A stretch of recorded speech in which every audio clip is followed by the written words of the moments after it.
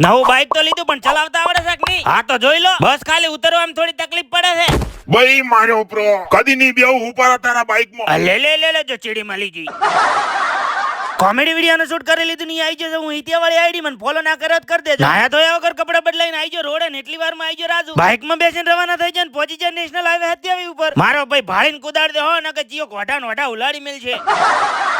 ત્યાંથી અમે રવાના થઈ જાય ને આઈ જાય સતરાલા. એચકોલી સતરાલામાં હતી રાજુ એમની મેચ ને પહોંચી જાય ગ્રાઉન્ડ માં. માલા લુપાલા ફુલાવર ગ્રાઉન્ડ માં જઈને બેઠા એવા ફેરો માથે ના પડ્યો હો.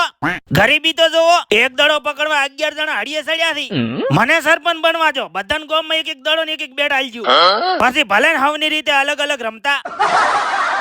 રાજુ ની એક મેચ જીતીને આવી ગયા. ધીસ ઇઝ ક્રિકેટરો this is my flower. Final match રમાવાનું ચાલુ થઈ ગયું ને એ પણ રાજુ ને જીતી ગયા. કોંગારુ લહણ ટ્રોફી કપ્તાન ના હાથમાં આવી ગયું કરી લીધું સેલિબ્રેશન. જીતનું નગદ ઇનામ મળી ગયું કરાઈ લીધું ફોટોશૂટ. ઓ માય રાજુ વાત કહું પહેલે હણ બેઠા બેઠા હર ઉપરની તાળીઓ પાડતો તો ચમકે તમને મોટિવેશન મળે ને તમે જીતો. તો હવે ટાઢાઓનું કોઈ હા તો પહોંચી જા ભીલડીને બેહી જા ગોળો ખાવા. જીતેલા પૈસા હારા કામમાં વપરાય. શું કેવું તારું? બસ જોઈ મેચ હોય તો હવે ભેળા ના આવતા.